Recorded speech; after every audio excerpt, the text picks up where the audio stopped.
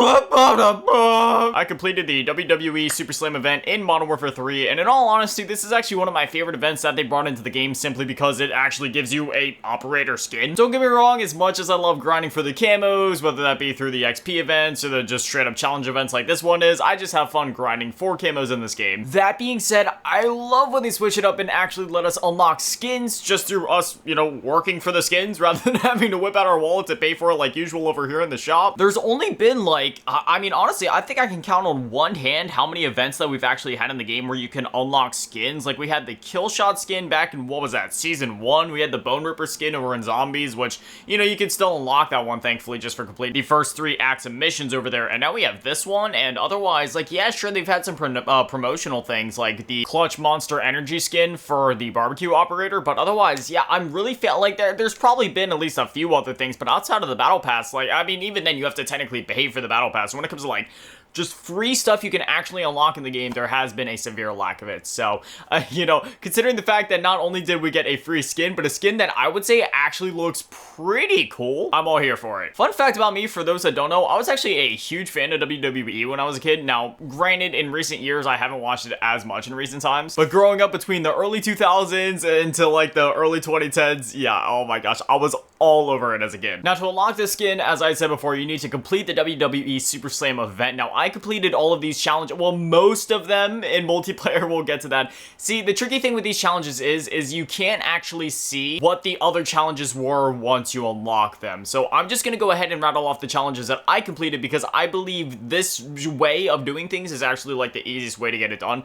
So we had get 10 point-blank operator kills with a shotgun in multiplayer, get 50 operator kills with gunslinger vest, perk equipped, and akimbo equipped, get 20 operator kills with the riot shield or sledgehammer, and then this one I did over in Zombie specifically because it is get 20 one-shot 2 kills. Now, if you try to do this in multiplayer, it'll just be get 2 one-shot 2 kills, but again, that's kind of a collateral, and that's not exactly the easiest thing to do. You know, I even tried playing Shipment and Cell Ship and stuff like that, and it just was not happening. Like, I had one where it got really close, but it ended up just being a hit marker, even with the Moors. So, if you're trying to get this done, I would recommend doing it in Zombies, because you can literally get it done in, I think it took me, what, like 2 minutes? Like, I'm not even kidding. It took me like 2.5 minutes to get this done. Like, it was not that hard to do. I ended up doing it with one of the shotguns. Though you could also easily get this done with snipers. And it is worth noting that if you're trying to get this done with rocket launchers, either in Zombies or multiplayer, that won't count. So if you were thinking like, Grotesque, no, why don't you just use like the RGL-80 or an RPG-7? Well, you can't do it that way. It has to be bullet weapons. Next up, they had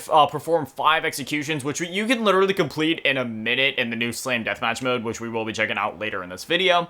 And then we had get 25 hipfire operator kills with an LMG. And then finally, this one you could actually do in any of the modes. It was pretty easy. In multiplayer, it was just get 20 frag grenade or sticky grenade kills with a certain vest equipped. So if anything, multiplayer probably would have been the easier way to go, but I just ended up doing in Zombies simply because I was already in that match because I had to do the other challenge over there for the get 20 one-shot 2 kills. And again, the explosive damage kills, anything explosive does not actually count towards this challenge. It has to be bullet weapons one, but you know, if you go over there and use like the RGL with the Thumper kit, you'll complete that in no time. But again, you can do it easily in multiplayer as well, and that probably would be the easiest place to get it done simply because it is only 20 kills with a frag or Semtex. And then once you complete all those, you get the wrestler's uniform here. Now, before we check out the new Slam Deathmatch mode, as with most weekly challenge goals in Modern Warfare 3 so far, this one rewards you with a new aftermarket part, that being the Jack Cataclysm kit. This is for the Modern Warfare 2 RPK, and essentially what it does is it turns it into a Barrett 50 cal. Now, this isn't, you know, one of those aftermarket parts where it's like, alright, is this really essential to use? Because obviously, if you want to use a full auto RPK, you can go ahead and do that. But the thing is, let's aim really low in the body. Let's just go for a stomach shot, for example. This thing is still going to be a one-shot,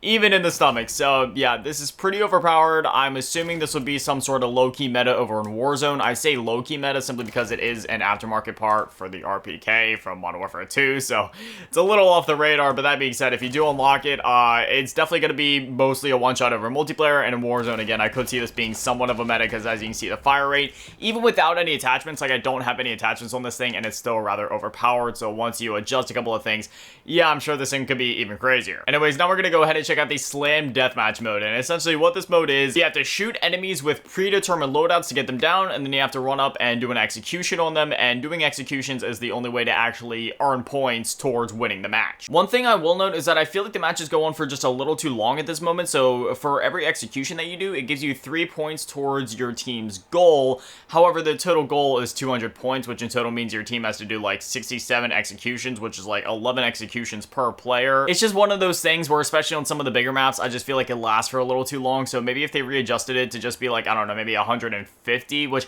I feel like that would make more sense, because if you're earning 3 points towards execution, wouldn't it make sense to have the score be a variable of 3? I don't know. I am half Asian, so maybe that's just my Asian brain math going crazy. Oh, I was completely wrong. So I thought that you could only use predetermined loadouts, but I guess I accidentally... Oh, wait, maybe? Wait. No, okay, never mind. No, you can use custom loadouts in this one. For some reason, yesterday, it just automatically put me onto the default slot, so I was thinking that you had to use one of those classes, but never mind. You can use custom classes in this mode, but essentially how it works is you run up, you shoot an enemy, you get them down, and then in order to earn points, again, you have to execute them, and they have a bunch of crazy custom WWE eliminations for this mode specifically, which is really cool. Now, unfortunately, I'm down, so I'm assuming, yeah, they're gonna go ahead and execute me, and they do not hold back, man. They are so brutal. Another cool thing worth mentioning is that they do have the actual, like, WWE operators voicing over this mode every time that you get kills or executions and stuff like that, so we go ahead and get them down, and...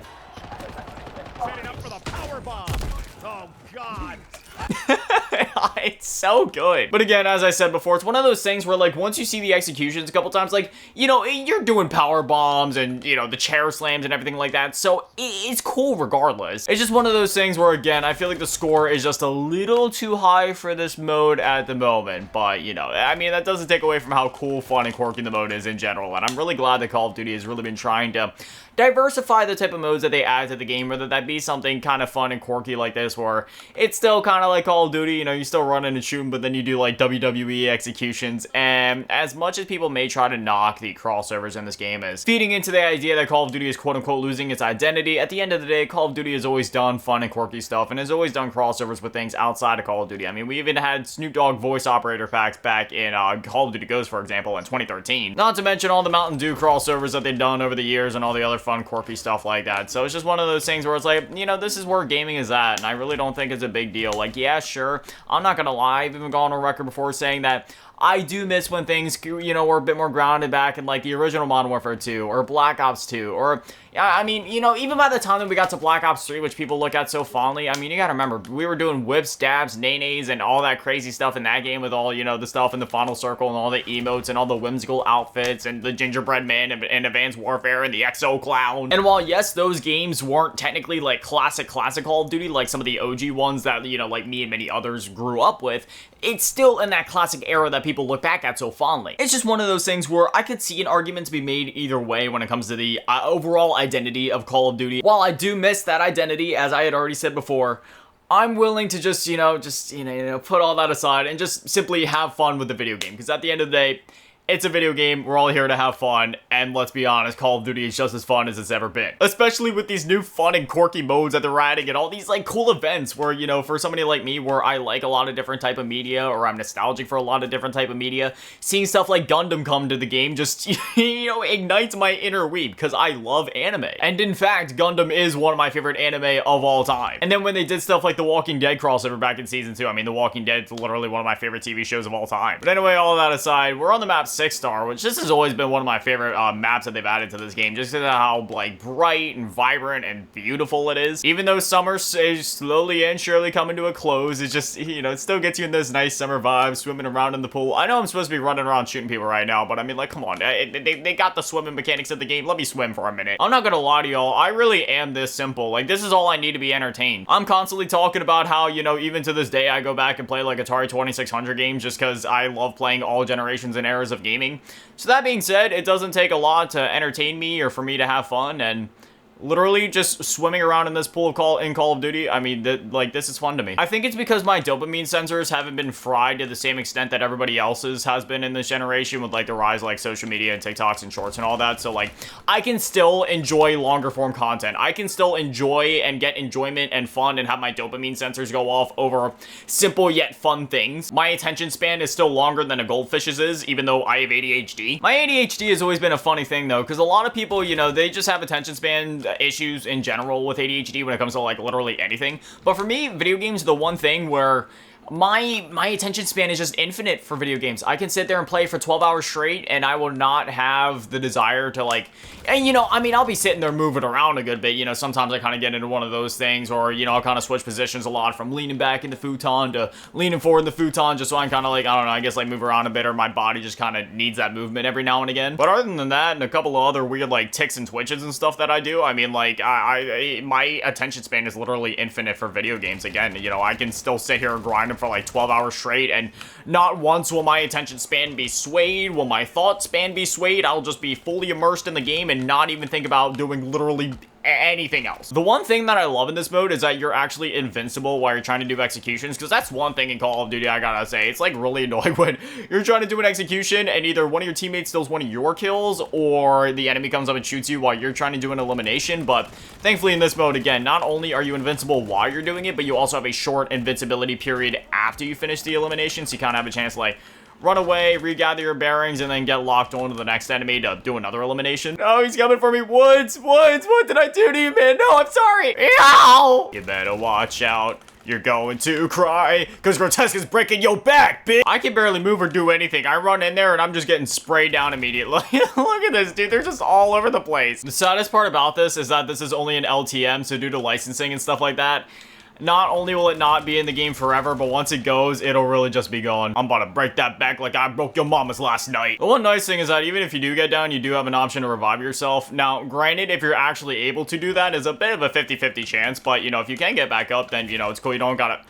but, you know what, forget what I said, it's only death here. But yeah, this mode is genuinely a lot of fun, and I would love to see Call of Duty continue to add fun, quirky, and unique stuff like this to the game, because this is unlike anything that we've seen in literally any other Call of Duty before. I mean, in what other Call of Duty are you doing WWE finishers? But anyways, that is the new WWE SUPERSLAM event in Modern Warfare 3. Would I recommend completing it? Yes, I would. Not only is it super easy to do so, but it is completely worth it, and I would recommend checking out that new Slam Deathmatch mode, because it is a lot of fun. You have 6 days from the time you're recording this to complete it. You'll have till, I believe, don't quote me on this, but it'll be this coming Wednesday, August 6th at 1 p.m. EST. You have until then to complete it. So yeah, I mean, you could easily knock this out in like an hour or two, honestly, and again, it's completely worth it, because, I mean, you get a really awesome skin out of it, and you just get to have a really fun time with the new mode. Not to mention all the other cool rewards you unlock along the way, like the calling cards and emblems and decals and tier skips and stuff like that, and considering the fact that a new Battle Pass just came out last week, yeah, you know, stuff like tier skips and Battle Pass XP tokens are greatly appreciated. But anyway, as always, massive shout out, thank you to all the Patrons and channel members, thank you to all the low baller tier, never shout out, thank you to all the big baller tier, my last game dead, and the big shout out on G2 run events, so much as you all, thank you guys so much, you guys are literal legends, I love you. Thank you guys for watching, and amazing day, stay beautiful, I love you all,